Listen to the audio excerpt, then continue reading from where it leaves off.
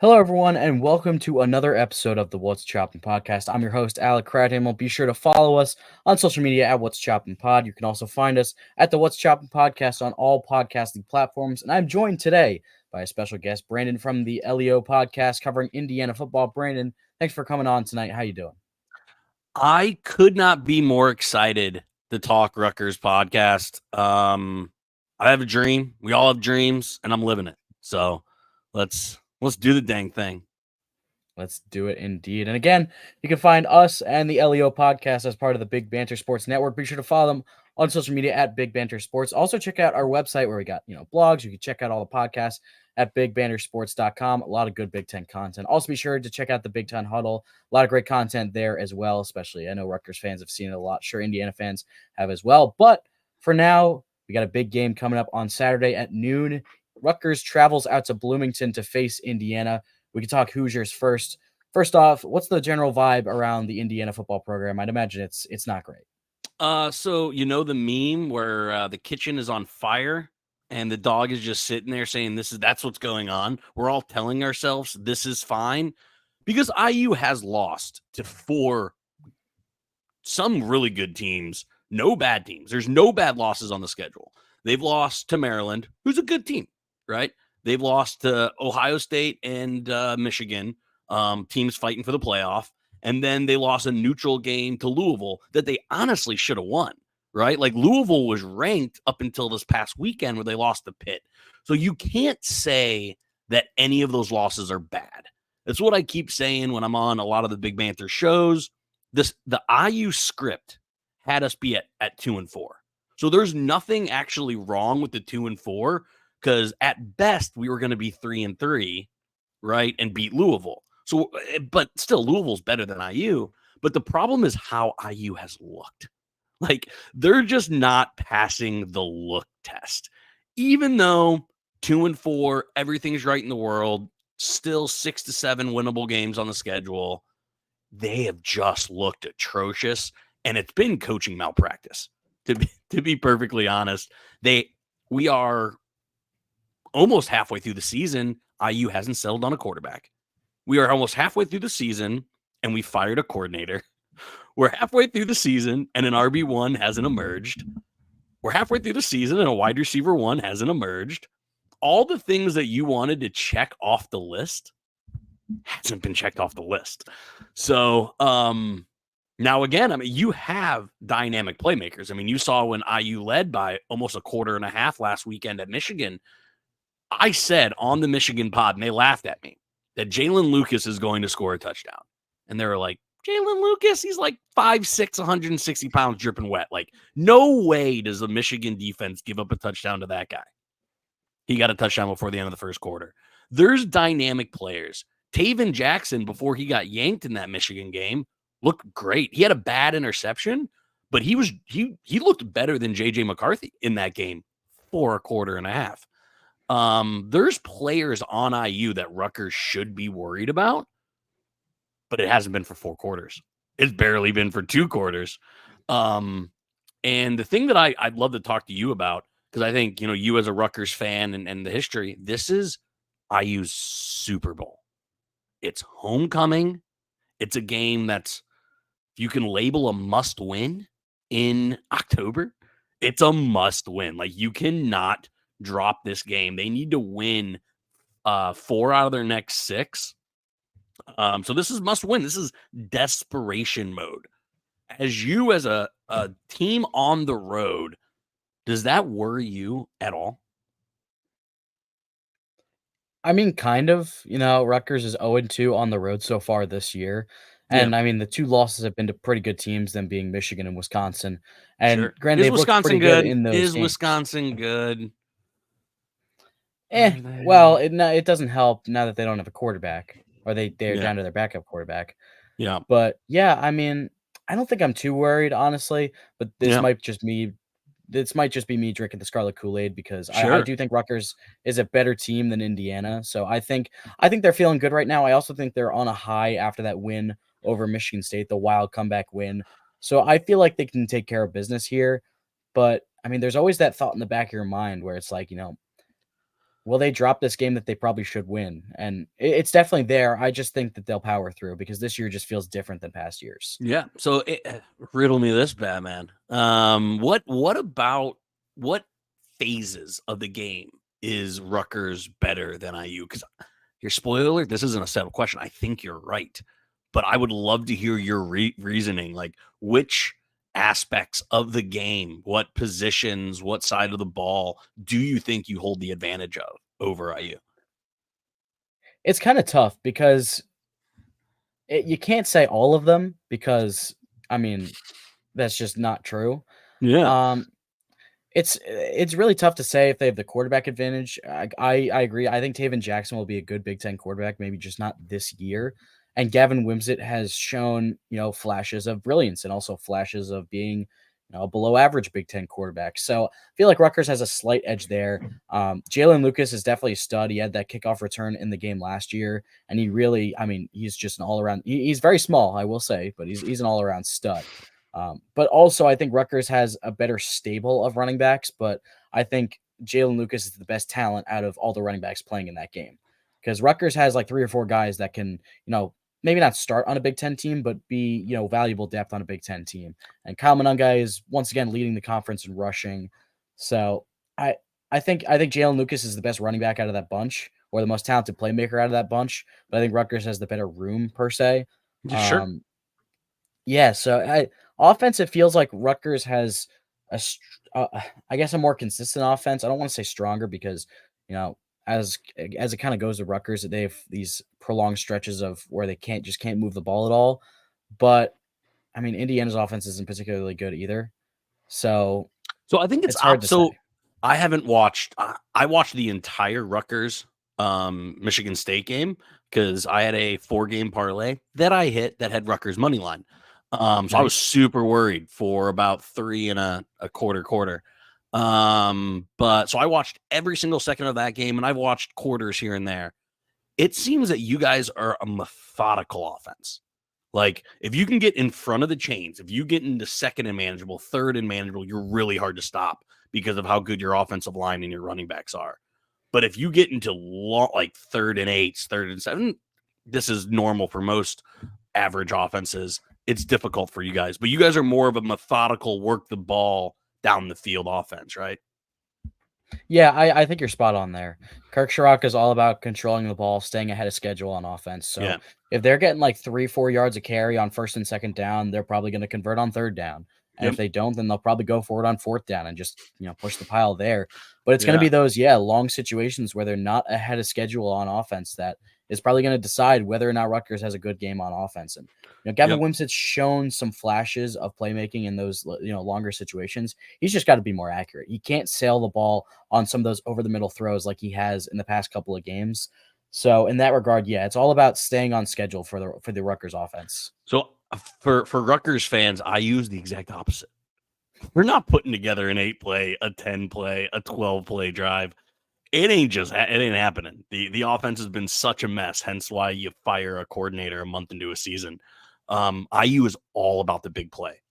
There hasn't been a lot of touchdowns, but when there is touchdowns, 60 yards, 70 yards, 80 yards, coming from guys like Cam Camper. Donovan McCulley had one in the Louisville game. Lucas has already had 2 or 3 this year. So if I'm Rutgers, I'm not playing prevent, right? But pretty much if you don't let IU score on big plays, they're not scoring. So I think that's a really interesting aspect because you're right. I do think Rutgers wants to play 8, 10, 12 play drives over, 4, 5, 6 minutes. IU's going to hit you in the mouth and try to go across the middle, down, up the seam. They're going to run trick plays. That's how bad our offense has been is reliance on trick plays. But so that'll be an interesting dynamic to watch is how does Rutgers handle those trick plays? Have they been susceptible to trick plays or big plays at all this year? The big plays, I would say definitely not. They've been actually one of the better units in the country at preventing those big hitters, like the 30-yard Yeah. gains, things like Yep. that. Trick plays is a little bit tougher to see Yeah. because there haven't been a whole lot of them. Yeah. Michigan Well, did a get really ready good for it. job. Oh Get yeah, ready definitely. for it. I think Michigan did a really good job of just throwing the Rutgers defense off base with a Yeah. lot of motion. They had a couple flea flickers in there as well.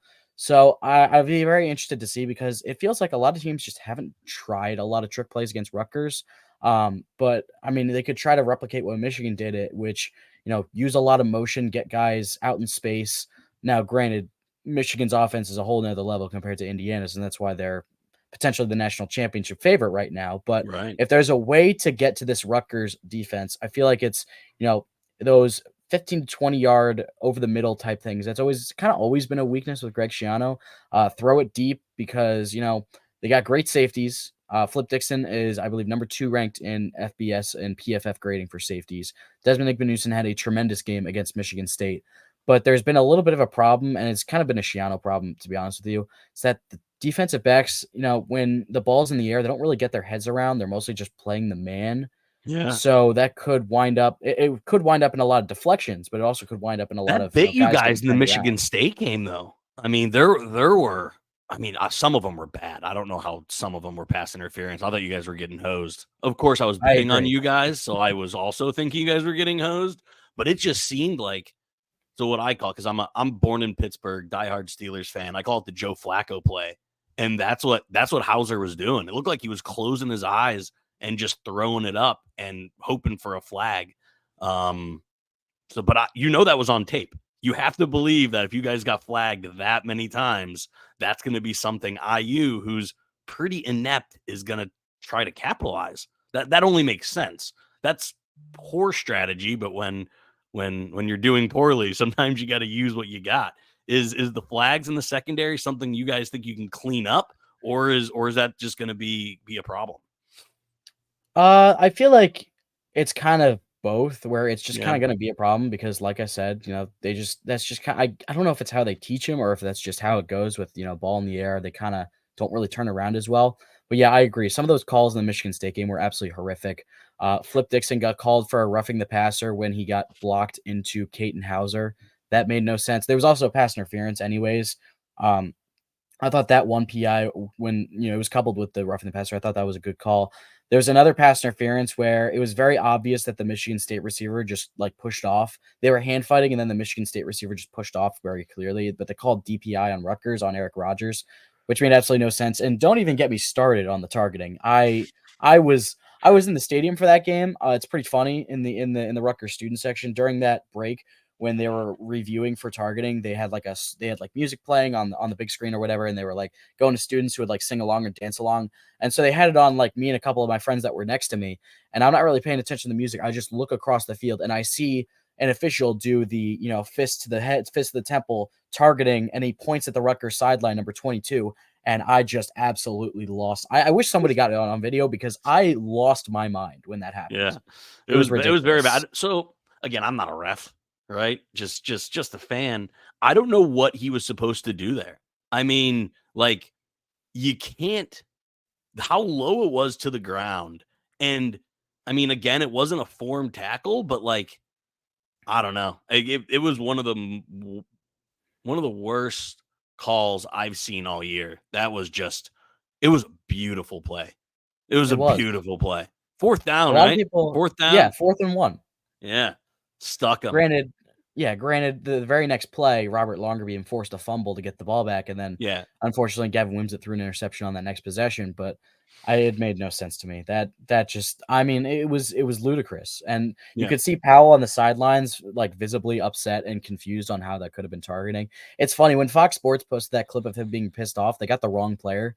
They said I forget who it was. I think it was, I forget which player they named. I Yeah, I think it don't was the know. other guy that wears 22 on the roster, but they got the guy's name wrong, which is kind of just I don't know, man, just indicative of the whole situation. Right. Just a mess all around. So you covered the offense. I mean, I think you characterized it okay. Um, I think Gavin Wimsatt, don't listen to the LEO podcast because I was not kind to him at all. I think both quarterbacks are bad. I think both quarterbacks leave a lot to desire. To call Gavin better, sure. I don't think either one, they'll both try to lose the game for each team on Saturday. Um, I think you're right. I think you're spot on. Your running game, I think, is going to dictate a lot. I think you got a definitely a two-headed monster. I don't think I really saw enough to see the three-headed monster that you speak of. But your running backs are better. Jalen Lucas also isn't a running back. That's kind of why the offensive coordinator got fired. He's a slot receiver. He is Rondale Moore, Okay. right? I doubt you watch much of the Michigan game because why would you? He maybe took 10 plays in the backfield. Do not expect to see Jalen Lucas in the backfield much at all. If he's in the backfield, it's a direct snap, it's a trick play, it's a something. He's a slot receiver. That's where he should be. So I think our wide receivers are better. I think Cam Camper before is a fringe all Big Ten player, and then you got Jalen Lucas. So I think it's a push. I'll give you the edge on quarterback. You guys definitely have the running back. You guys definitely have the offensive line. I'll give us the wide receivers, but you need a quarterback for wide receivers to matter, right? Right. So yeah, I'll give you guys the slight edge on the offense. I'd like to talk defense here shortly because while you guys have the number 8 offense or number 8 total defense, right? Number 8 total defense, I think, in the country. Something like that, around that range. Right? I mean, you haven't played anyone but Michigan. I mean, look at the teams that I use defense as 39th, which that seems average on paper, but I think your listeners just heard who we played. Dynamic offense in Talia, dynamic offense in Jeff Brom in Louisville, and then you got Ohio State and Michigan, where we held Blake Corum to 53 yards, Donovan Edwards to 20. The Ohio State running backs combined were under 100. I use defense is criminally underrated. It is a really, really good defense. I think this is, I don't know, is it legal to bet in New Jersey? It is, but not on. You can't. The rules are very conflated. You're allowed to sports bet in New Jersey, but you Yeah. can't bet on New Jersey teams. So like you can't bet on the Jets or Giants or Interesting. Rutgers while you're in New Jersey. But once you leave New Jersey, as long as it's legal in that state, you can bet on Rutgers. Well, you're in Bloomington this weekend. Download DraftKings because it's legal in Indiana. This is an under game. Like I think the over under is at 40. This game may not touch 30. I'm being we'll save predictions here for probably the next 5 or 10 minutes. But both defenses have NFL players. Both defenses are really good. Both offenses lead a lot to be desired. So I'll be interesting to hear kind of your strengths on defense because I think both these teams are upper Big Ten defenses. Yeah, I would agree with you there. I do think that they're both upper echelon Big Ten defenses. And yeah, I mean, that's the thing with Rutgers is that they haven't played many notable opponents of late, Yeah. or at all, really. So that's going to be the big thing. It's like, and even this weekend, they're not really facing a strong offense as we previewed already. So No. it's going to be a lot of like, when is the shoe going to drop? Or the other shoe going to drop, for lack Yep. of a better term? Mm-hmm. Because after this it's the bye week and then it's Ohio State, so way up in terms of quality of competition. But then the next weekend you go and play Iowa, who is down to like their third string tight end, their backup quarterback, and a bottom I'll say Brian Ferentz is like a top 130 offensive coordinator right now in the country. So that's the thing. It's like I don't know how good this defense is. You can But only play yeah, who's on your schedule. Like, to be honest. Like, exactly. it's the Big Ten West problem that you guys are almost facing, right? Like, you're a Yeah. Big Ten East having a Big Ten West problem. Yeah, but I think the strength of this defense is definitely in the front seven. The defensive line has a ton of depth, and they have one of the better defensive line coaches in the country, Marquise Watson, who hasn't been there all season because he had a bit of a health scare before the season opener. He hasn't been back at all, but they've been playing for him. They've been rallying around him. We haven't really heard an update on his status. Just hope he's doing all right. But yeah, I mean, this defensive line is fearsome. It's really good, and it's all led by Aaron Lewis, who, when you look at his numbers, maybe they're not eye-popping, but he lives in opponents' backfields. Yep. He constantly gets pressure around the edge. Sometimes they have to double team him. And then there's another guy like a Wesley Bailey that can, come in and get a sack. So while it may not show up in the pure numbers department, this defensive line is going to, carry the way that this front seven goes. And then the linebackers are really good as well. Tyreen Powell, who we talked about earlier with his, maybe kind of BS targeting ejection. He is, the Rutgers linebackers, the top three linebackers, all three of them are in the top 25 in PFF. And I think it was going into week 4, they were all in the top 10. So you got Tyreen Powell, and then you also got Deion Jennings, who's also been one of the better ones, as well as Mohamed Toure, who missed all of last season with a torn ACL and has not missed a beat at all. He's more of that, outside linebacker in the 3-4, pass rushing, run stopping. That's more of his specialty, but he's been really good in all aspects of the game. So that's definitely, he's definitely been one of the better performers on this team. He's also up for the Comeback Player of the Year award. So he's had a great return season. In the secondary, I don't want to say it's a weakness, but it's not as strong, I'd say, as the front seven. The cornerbacks, Max Melton has been touted as a potential NFL draft pick. He just kind of hasn't really had the best season in the past couple seasons, really. It looks like he's just a step slow out there for some reason. He gets beat sometimes, and he's lucky that there aren't bigger plays against him because of, let's say, a bad throw or a drop or something like that. We just don't really know what's up with him. So we're hoping that he starts to turn it around starting this week. But on the other side, Robert Longerbeam in his senior season has been excellent. He forced a fumble against Michigan State, also got an interception, I'm pretty sure, against Michigan State. He's been great. Thinking about maybe shadowing him on a number one receiver, that might work. We haven't really seen a ton of that, but that's the quarterback situation. The safeties, on pretty much every pod I describe it as they play like their hair is on fire, led by Flip Dixon. Like I said earlier, Flip Dixon, he's an animal. He's a hard hitter. He's pretty good in coverage as well, but he's an animal out there. I mean, the guy he's great speed. He has great range as well, and he hits. Like, I will tell you, he hits. And then you got Desmond Igbenusin, who's another guy who maybe works better in the box than in coverage, but he can really hit as well. He had 4 tackles for loss against Michigan State last week, so he lived in the backfield then. And then you got a guy like Shaquan Loyal, whose specialty are those big plays. He has multiple pick sixes in his career. That's what he kind of specializes on, is getting in coverage and getting into that big play area. So that's kind of a summary of the Rutgers defense. The run defense, I would say, is definitely stronger than the passing defense. Yeah. But the run defense showed some cracks last week. But yeah, I'm very interested to see how it goes. And yeah, you mentioned Jalen Lucas is mostly a slot receiver. I thought he had been for a while, but for some reason I remembered that I watched the full Akron game, unfortunately, because that was awful football. And I saw Jalen Lucas in the backfield a lot. And I guess, like you said, they fired Walt Bell. I guess that's why, because he's not put in his right spot. So I'm interested to see how they scheme around Lucas and the receivers for Indiana. Yeah, no, totally. So, no, thank you for the Rutgers breakdown on the defense. I appreciate it. Our defense is pretty similar. The strength is in the front seven. The strength is in the edge. Aaron Casey will be an All Big Ten. Andre Carter will be the All Big Ten. Linnell Carter, who sacked J.J. McCarthy twice last week.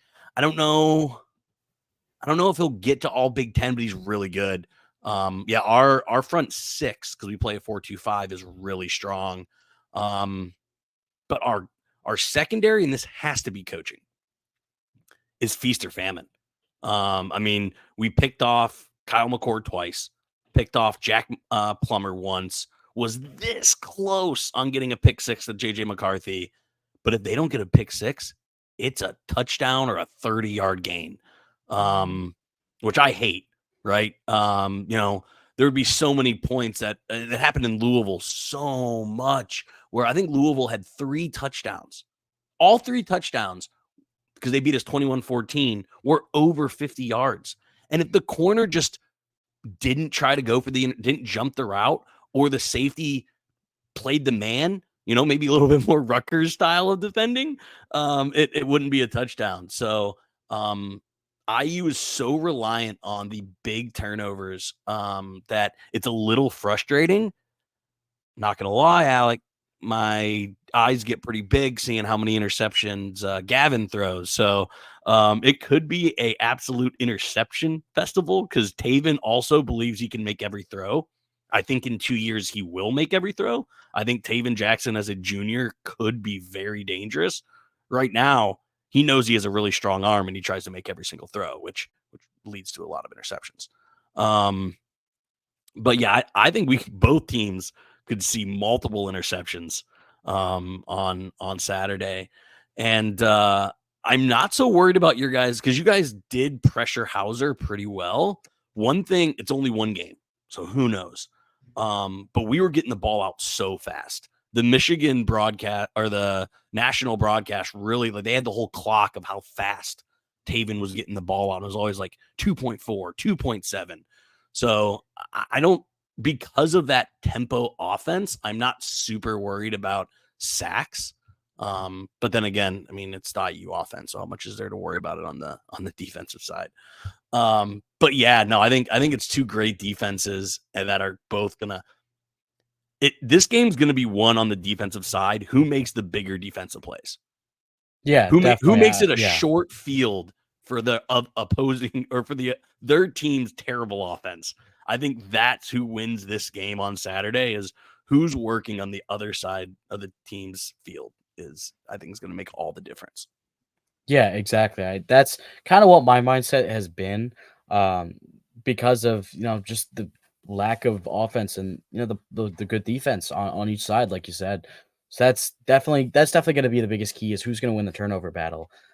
And Rutgers was winning the turnover battle against Michigan State, but then they kept turning it right back over. So yeah, Gavin Wimsatt threw 2 interceptions against Michigan State. He has a propensity to sail the ball, like I said earlier when I was talking about the offense a lot. The one interception was not at all on him. It was in the rain. He hit a freshman receiver right on the hands. It deflected off his hands and right into a Michigan State cornerback's hands. That's just kind of bad luck on him. The other one was absolutely on him. He was trying to throw a dig 20 yards over the middle of the field, completely overthrew his man and found a Michigan State safety just sitting right there waiting for the ball. So looking at some of the other picks that he's thrown this year against Michigan, he threw the pick 6. I really don't blame that on him at all, because it was a terrible play call when you're trusting your 5'6" slot wide receiver and Christian Dremel to seal off a defensive back from Michigan against a screen pass on 4th and Right. 2. It's like, as the quarterback, what are you supposed to do? I don't know if he's earned I think he's earned the ability to, check plays at the line and all that. But on 4th down, like, you're not audibling against your offensive coordinator like that. So I don't really put that on him. The Wisconsin pick 6, I absolutely put on him. It was a bad ball, it was a bad decision, and a bad read. So a lot of what Gavin Wimsatt does is hit or miss. Again, Yeah. he's in his 3rd year as a Scarlet Knight, but he's also still like barely. I'm trying to remember when his birthday is. He's either still 19 or barely 20 years old, How does because that work? he ended up reclassing and coming to he joined Rutgers after like 3 games of his senior season, and he actually played in the 2021 season. Like, his first snap of his college career was a 4th and 9 against Illinois for some reason, and he converted it. So he's still really young. He's still learning. And I don't know what kind of adjustments they're going to make in terms of trying to protect him from those turnover-worthy plays. It seemed like they really started to work the middle more, but then you see Gavin Wimsatt completely sailing on a ball and throwing an interception. So maybe that, Yeah. maybe they go back to more of a conservative, only boundaries type offense. No intermediate, post dig, that kind of thing, 15 to 20 yards. Maybe they stay away from that because it's all about his accuracy. Yep. That's what's gonna determine the game for Rutgers. The running game will always be the running game. It's gonna be tough. They may not be as efficient. They may be more efficient, but it's gonna be Gavin Wimsatt's accuracy that's going to decide whether or not Rutgers puts up points in this game. Yep. Cool. That's kind of all. Ready to get the prediction time? For sure. Yeah. Cool. As the guest, I'll go. You ready for this? Are you ready for this grossness? IU 15. Rutgers 13. Walk off field goal. 5 field goals, no touchdowns by Indiana. 3 field goals over 40 yards. 15-13 Indiana. Oh, that is ugly. You got that right. I'm gonna say, just because I believe it, and also because I'm a Rutgers guy. I think Rutgers is gonna win this game.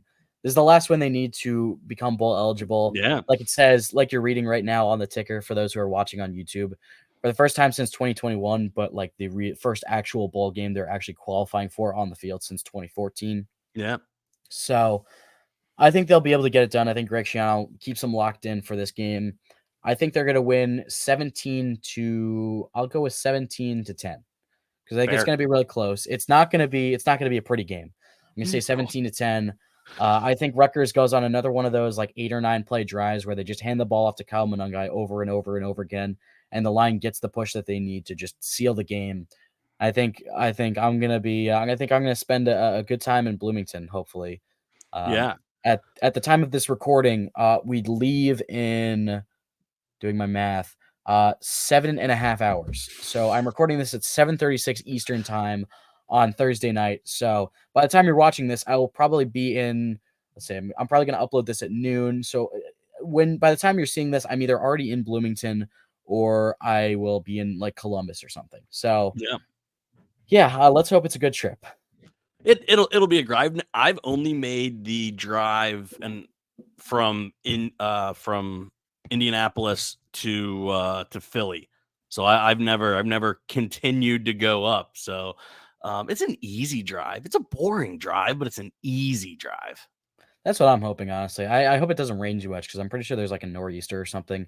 I'm just hoping it's Oh, not it's raining too pouring much. cats and dogs right now, bro. Oh You're boy. it's gonna be not an enjoyable one. It's not gonna be enjoyable no matter what, but Yeah. just highway driving.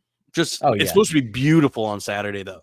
Like It's like 65 and sunny, right? 65 and not a cloud in the sky. That's It is football weather. going to be beautiful. It's going to be cold in the morning. Bragg and I are leaving Indy at 8, which means we'll probably get to the tailgating fields at like 9:15, 9:30. It'll be cold. It'll probably be sub 50 still at that time. But Wow. that's what space heaters and layering up is supposed to be there for. No, I'm pumped. One thing you'll find, IU fans are very nice, as opposed to some other Wow. fan bases who are Indiana football. Right? You go to an Indiana Right. basketball game, and it's a little different, especially the little rivalry Rutgers and Indiana has going on in basketball. But yeah, I mean, no one gets too worked up on Indiana football. It's gonna be a nice fall day. Have some drinks and just enjoy your time. Yeah. Bloomington's a blast. I went to college there. I got married there. I have season tickets for football and basketball. I go to Bloomington as much as I can. It's an amazing place. I hope you have a great time. All right. Yeah. Hopefully it's a good weekend for everyone, really. So Well, yeah. Well, well, I got but one of us. One of before we us. go, I cannot forget this. The LEO podcast does have a few questions for you, if that's Okay. okay. Shoot. This Of was course. not in the prep, so this is me kind of interview attacking you. I apologize. No worries. No worries. Go ahead. Do you know Jersey Mike's secret menu? Here's my secret menu. I don't believe I do. Are they a sub above? Yes. Okay. Do you have an Uncle Tony? Do I have an Uncle Tony? Let's see. Do I have an Uncle Tony? I do actually. You do. There we go. That's we were kind of joking. Everyone in New Jersey has an Uncle Tony. What do you call the rainbow toppings that go on top of ice cream? I see. I call them sprinkles. That's what they are. Okay, good. That's what they are. But Jimmy's, I was unaware of this Jimmy's I've heard of it. until last night. I never used it, but I've heard of it being used. Yeah.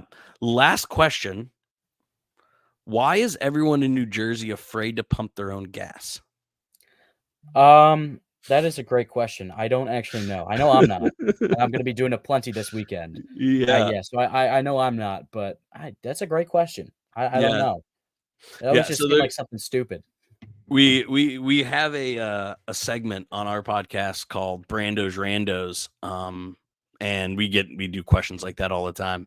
But no, thanks for playing around. And I wish we had the pumping your own gas thing in Indiana, because I'm sure it gets cold in New Jersey. It gets cold as hell in Indiana. I wish that service existed, because when it's February and it's 8 degrees outside, I know I'd pay for that upcharge for Oh, sure. yeah. Yeah. Well, Yeah. Brandon, thank you so much for coming on tonight. Again, be sure to follow the LEO podcast on Twitter and all that fun stuff, and on the podcast. Be sure to follow us at What's Choppin' Pod on Twitter and Instagram, as well as follow the What's Choppin' podcast on all podcasting platforms. Brandon, thank you so much again for coming on tonight. And let's hope we all have a good time out in Indiana this weekend. Good weather and maybe some good football, like a shred of good football. Right, my man? Maybe a play here and there. There we go. Thanks, everybody. All right. Thanks so much. Thank you, everyone, so much for listening. We'll see you in the next episode.